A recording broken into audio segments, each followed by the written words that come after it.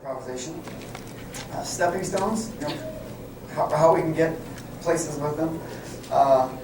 Challenges we face, stumbling blocks that are common to all of us. And we'll even talk about getting across a finish line. Before we go further, let me hear from you. What brought you to this clinic today? What problems do you face with teaching jazz improvisation? Yeah? Getting them to solo. The deer in the headlights where they just shake their head. They don't want to try. They don't want it. Yeah, I hear you. Okay, what else? We'll definitely talk about that, yeah. Utter attachment to reading the music. They are glued to print in front of them. Gotcha. If there's not a note at the spot on a line, They ain't gonna play. okay, gotcha. Yeah, very good. Yeah.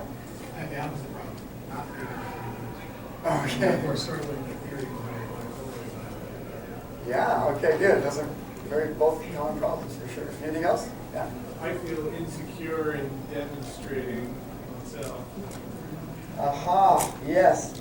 I don't really feel your pain there, but I understand your pain. Yeah. I understand your pain. Other ways, for example, I can't really demonstrate bassoon, for example, for my students. I know what that's like. Yeah, all right. Great questions. First of all, just a moment on why teach jazz improvisation. First of all, it is a way of personal expression. Okay, the kids have a chance to express themselves, and it's also spontaneous composition. So that's another aspect of music. We're essentially composing as we improvise. It's a very practical way to approach music theory, right? This is music theory that means something to them because they're going to use it. Hopefully, they're going to use it, right? 20 years from now, we want them talking about how much they love playing chameleon back in the day when they were in the jazz. They played chameleon, and it was so awesome. Or do we want them actually still doing musical stuff? Do we want them composing, arranging, improvising? We only have it for a few years. I think this is an important skill to get them going with. And then lastly, yeah, for me, the solo section is the best. I don't listen to lyrics in popular songs. Gets me into trouble often. I love this song. Check it out, kids. But the solo section is what I wait for. This is the part that's yeah, here it comes. This is what I love about jazz the most. I might be unusual that way, but I really love the solo part of it. Especially if it's a live band. If it's a live band playing and a live soloist and doing a good job of it, there's nothing more fun to listen to for me. Okay, now, stumbling block 1 deals with this problem here, transposition. No one mentioned it, but I'm sure we struggle with it. It's hard to talk about note names in a class, right?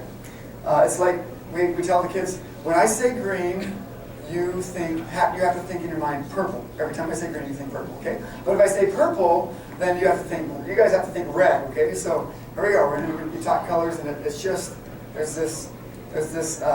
slows down their musical response time and adds layers of complexity that we want to avoid if possible, So it becomes really confusing, especially like we have our trombones and our altos and our tenors, and the guitarist who's in a whole other world.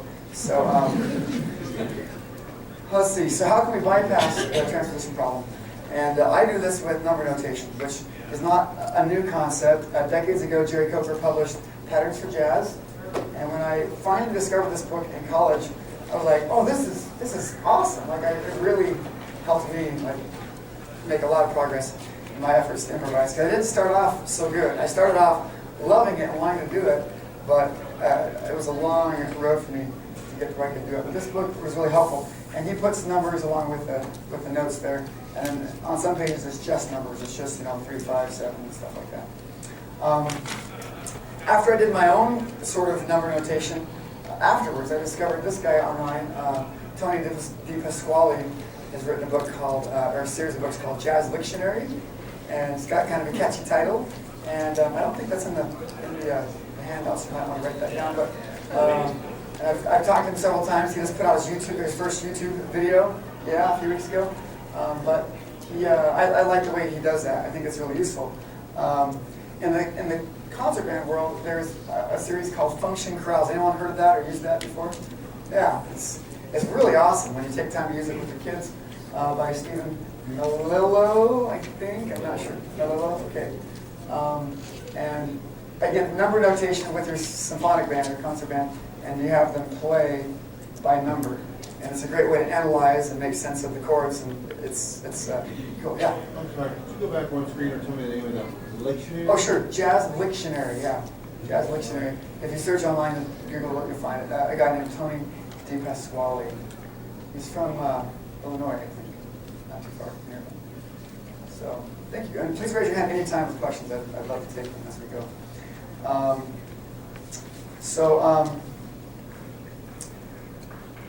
Let's see. Okay, so using number notation makes sense to everyone, as long as you're in the right key. You can talk numbers. So let's play the third. And right on the board, let's play 3, 5, 7, and you can use that terminology with everyone. There's no stumbling over that. Stumbling block 2. You get the kids practicing their scales and arpeggios, or maybe even this has happened to some of you. You spend a lot of years working on your scales and arpeggios, but when it comes time to improvise, these random notes just seem to come out, Random, totally, notes that don't really belong at all. Well, how do the pros play the right notes all the time? How do they do it? We found out through recent studies that the brain just cannot process fast enough to choose each note. If you're going along like this, the brain can't do it. It can't think fast enough to decide note. Not going to happen. And so, no matter how smart you are, this is just not going to happen unless you've developed this. Oh, no, that wasn't what I expected. But let's see. Great improvisers do not choose each note. They rely on their cerebellum and automatic muscle memory control.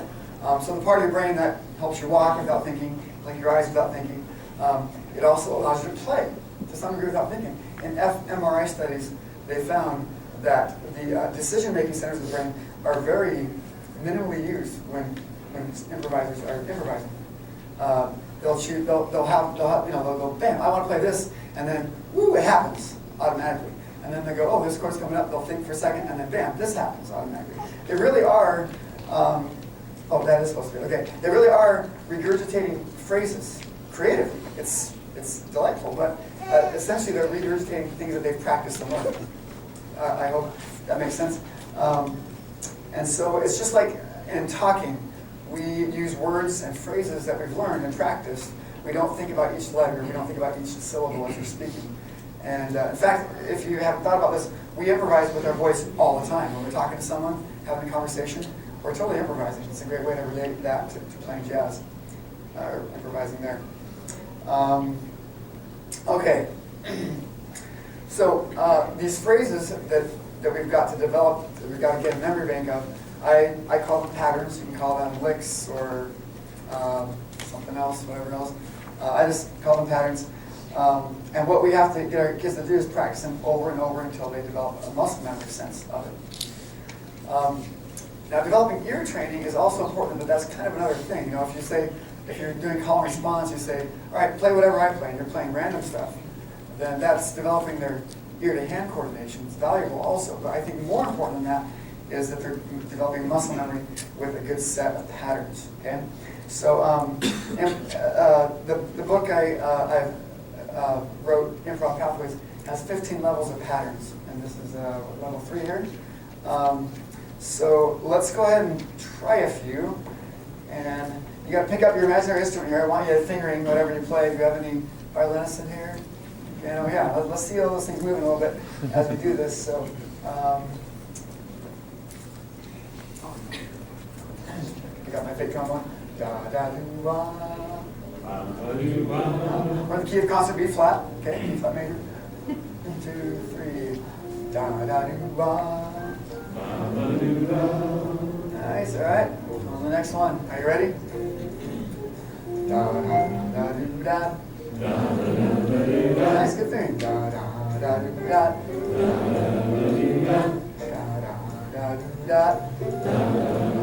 Trombones only. 2, 3. No, that's going to be, the second note's going to be in third. Yeah.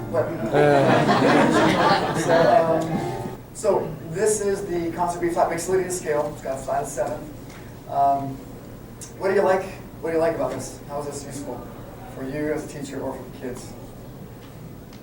Yeah. I like this. I've used numbers for years to teach, but I like to show the shape of the line. Nice. Yeah, that's true. And it's almost like total playing by ear because they don't see those notes on the lines and spaces. But but they have kind of a guide of where they're going to go, so they're not playing totally wrong stuff. Yeah. The fact that there's like no suggested rhythm, you can players would probably. True, and you could change the rhythm. Yeah, there's kind of a rhythm suggested, but you can use these and change it. So what we're going to do in a moment. Yeah, very good. Someone mentioned stumbling block 3, which is the kids may not be interested or they may be afraid of improvising. Okay, I'm not sure why people would be afraid of improvising.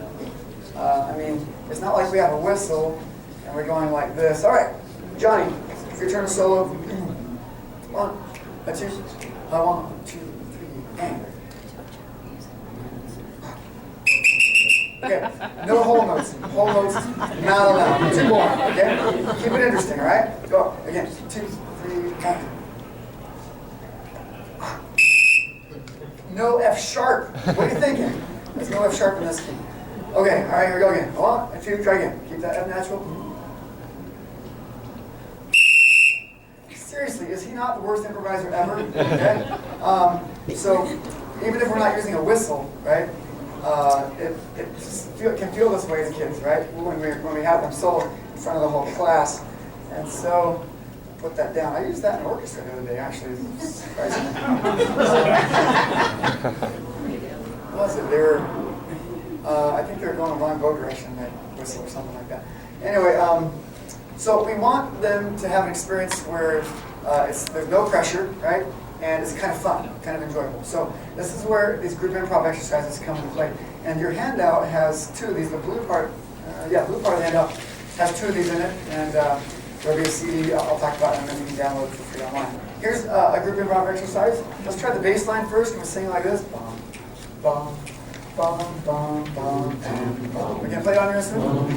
Bum, bum, bum, bum, bum. Okay, riff 2. We're going to start here. Da da do da da do ba da da da do da da do. Riff 5. Da da da do da da do ba da da da do da da. Nice. Now we already have 3 parts at the same time. What are you guys like, musical geniuses or something? Wow. Okay. So let's go to make sure all 3. Who's going to sing bass line with us? You got to keep some bass. Sure. Riff 2. We got to make sure we have some 2s. Up an octave is nice with riff 2 sometimes. Riff 1. All right, there you go. So you got your 1, 3, 5. 1, 2, 3, go. Come on, sing it out. Don't be afraid. No one's looking at you here. Sing it out. 1, 2, 3, and nice cutoff. Wow, sweet. Candy for everyone. So the first step now is going to be to change the rhythm. To make this more of an improvising experience. So change the rhythm. 1, 2, go 1, 2, 3. Same notes, just change the rhythm up. Repeat notes more, you know. Yeah.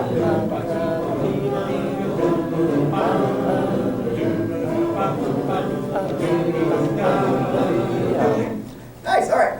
Next step is let's add passing tones, okay? So any notes in between the written notes, you can add them in, even chromatic passing tones. 1, 2, 3, go. Yeah.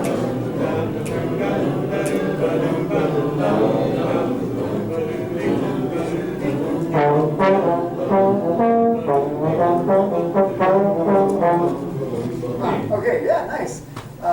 Great job. Now, I did this in Colorado 2 years ago, and I had 3 instruments, and people came and actually played instruments. And after the clinic, one guy, the trombonist came up and said, I've taken jazz improv classes before, and worked on this stuff, and this is the first time I ever really felt like I could do it. You know, I had an actual feeling of success improvising. It was awesome, you know. I said, well, thank you for telling me that, you know. This is a great way to just get kids started, get them going, you know, make it interesting to them. And maybe you'll get more people willing to take a solo, you know, in the future.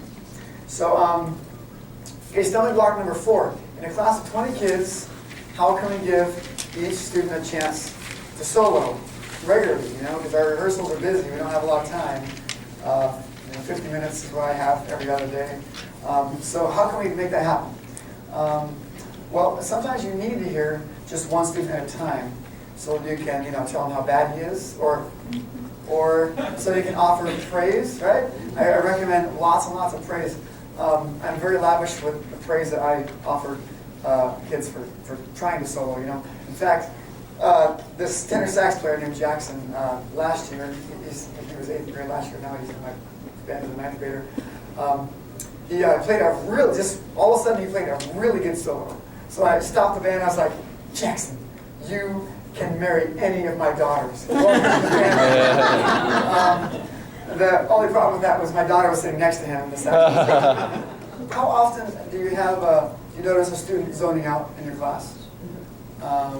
Or you're teaching, all of a sudden, hey, put that down and focus. We all have the ability to zone things out. I think about faculty meetings. You can live in your own world, and so it's not a problem to have 1 or 2 people per section at a time. So like 1 or 2 saxes, 1 trombone, 1 trumpet, like a slice of the jazz band. Okay, you guys go. 2, 3. All right. Now your turn. 2, 3, and just take a slice of the jazz band. I do that fairly often, but even more often than that, I just don't take turns at all. Just everybody goes, except for the rhythm section, some of the rhythm section, or I'm playing a recording I'm playing along with. People can have a great musical improvisational experience in their heads, even if it's really, really noisy around. Okay, so bomb drops on the school, they don't notice. But stumbling block number 5. All of the chords and scales are confusing, right? They're keeping track of what's what. If you can understand it and then to be able to play it, that's even another level of difficulty. So it's kind of a pain. So how many scales should we start with beginners? Certainly 1 at a time. 1 at a time. What would I feel like? Let's see. Remember the fear problem of getting kids to improvise? I don't recommend that you start the year by doing this, giving them this chart right here, okay? Hey, welcome to class. Welcome to Jazz Band. Thanks for joining the Jazz Band. This year we're going to improvise, and you've got all you have to do is learn this right here. It's kind of like it's an awesome chart. This is Jamie Aebersold's chart, and he's presenting later today. Is he in my clinic here? You're awesome. No, okay, all right. So this is an awesome chart. You fit everything on one page, and it's a great reference tool for more advanced players. But I don't recommend you start like that. It's kind of like saying it's kind of like this, right? There's a kid behind all that water. We say to the students, here, come try this job. Get a little closer. You're going to love this. And then bam! Too much too soon.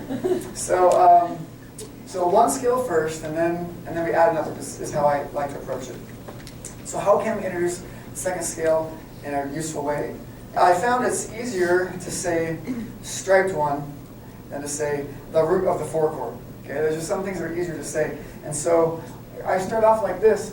1, 2, I have the kids play 1, 2, 3, 4. This is the first skill they learn, right? Black notes. And then so I stop on that 4th note. Okay, we're going to call that 4th note now. We're going to call it 1, striped 1. That's going to be our striped 1 of our new scale that we're going to start working on here. Okay, and so then you go 1, 1, 2, 3, 4, 1. Okay, so now we go 1, 2, 3, 4, 5. Right, this is the 4 chord.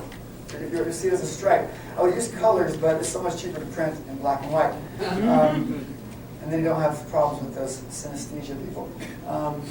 Okay, so then you finish up below it, and you relate them like this. You can also relate chords like this in a vertical stack, right? It can be really useful. And have the kids play. All right, play 1, 2, 3. Now we're going to go down the half step. That'll become flat 7. So if they can see it and you can practice this a lot, it helps them to make those connections. So then some of the patterns, of course, like level 6 starts off with the 4 chord notes of the 4 chord. We do some patterns with that one because it's totally different. Now, not so much if you're a guitarist, maybe you got a similar pattern here and here, but really for all of us, it's a different experience playing a different scale, right? You got to focus on different notes, and so we got to practice that also and get some muscle memory happening. Now, you can get there's a free CD of 33 tracks, and so the blue pages there show you what is on the tracks of the CD. You'll have to download that from my website, which I'll show you a little bit later. But tracks 8, 9, and 10, each one is, track 8 is just a 1-chord backing track, and then track 9 is a 4-chord, and track 10 is a 5-chord. So you work on just 1 chord at a time if you'd like to do that. Jamie Everseld has tons of this kind of stuff, and he is the man, and all of us are indebted to him for getting a lot of these things going. So this is just my version of that. But now, someone mentioned before, the guitar player and or others can't read music, right? So, of course, they're also often the best thing soloists in jazz band. They're the best at it if you're playing the key of D minor. But something about the guitar in particular, you don't want them trying to learn to play melodic lines like this. You don't want them staying on one string, right? Going all the way up and down the fretboard. You want them playing more like this. Stay in one zone across the strings, right? So there's a special fingering pattern for them. So I made a fingering chart for the guitarist that shows, okay, the first finger does those 2 frets up there, and then 2 and 4. And I checked this with the resident jazz guitar expert at Brigham University, where I live, and he helped me get this just right, for the guitarist. Well, so I figured, well, if the guitar player has one, I mean, who else needs help with this sometimes? Bass player. So there's a bass fingering chart that I put in the books and I pass out. There's actually one of these for each level of patterns, so that there's one for the 4-chord and so forth. Yeah. That's movable. So if you play that in one section of it, you can just move to another string. It's the same exact pattern. It's true, yeah. It's very true, yeah.